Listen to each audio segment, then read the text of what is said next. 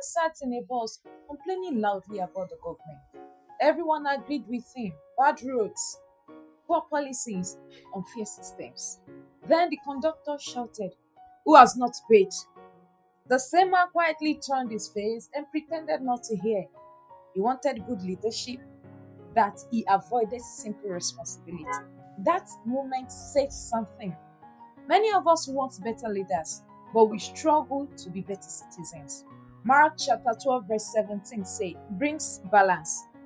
Give to Caesar what is Caesar's, and to God what is God's.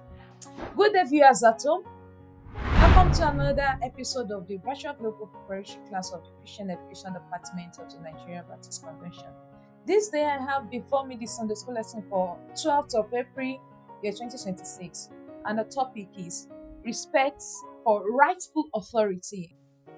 The texts are taken from Mark chapter 12, verse 17, Romans chapter 13, verse 1 and 6 to 8, and 1 Peter chapter 2, verse 13 to 17. Leadership is part of God's design for order.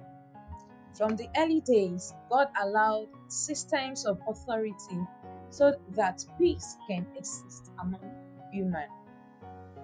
After Babel, human governments became necessary to guide society.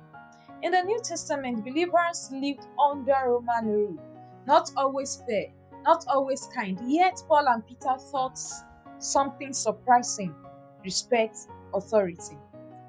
Romans chapter 13 verse 1 says, "All authorities comes from God." This does not mean every leader is perfect, but it means God allows systems of leadership for His purpose. We have responsibilities both to God and to society.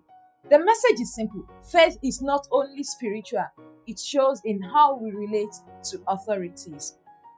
Why don't you pause and reflect on this? Do I respect authority only when it favors me?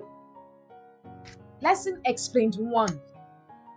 God ordained leadership. Romans chapter 13 verse 1 and 1 Peter chapter 2 verse 13 to 14. Authority is not accidental. God allows people to be in positions of leadership. This does not mean leaders are always right, but it means believers are called to respond rightfully. Titus chapter 3 verse 1 reminds believers to be subject to rulers and authority. Key takeaways: authority exists by God's permission. 2. Respect for authority honors God. 3. Disrespect can lead to disorder. Always put this at the back of your mind. 1. God allows authority even when man misuses it. 2. Your response to authority reflects your walk with God. Pause and reflect on this. Do I honor authority even when I disagree? Lesson explained 2. Lesson explained 2. God's expectations from citizens. Romans chapter 13 verse 6 to 8. 1 Peter chapter 2 verse 13 to 17. And Mark chapter 12 verse 17. God expects believers to live responsibly within society. Respect is not just words, it shows in action. Pay what is due. Honor those in authority. Live in a way that reflects faith, even among unbelievers. This is not blind obedience. It is responsible living that points back to God. 1 Peter chapter 2 verse 15 shows that doing good silences ignorance. Key takeaways: 1.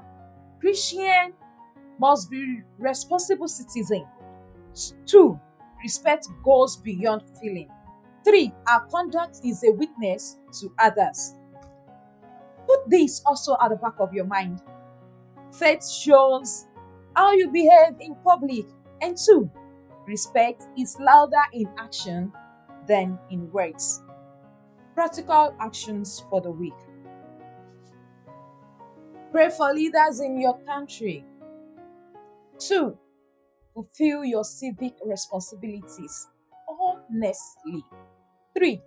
Speak respectfully about authorities. Cultivate these as a lifetime habit. Live as a responsible and godly citizen. As I close, remember leadership and followership both matters before God. It is easy to demand good leadership. It is harder to live as a good citizen. Romans chapter 13, verse 7 reminds us to give honor where it is due. Respecting rightful authority is not weakness, it is obedience to God. Ask yourself this final question: am I the kind of citizen that reflects the change I want to see? And what will your answer be? I pray the Lord will help us. Have a great day. My name is Gladys Oluwatomilayo Adisa. Bye.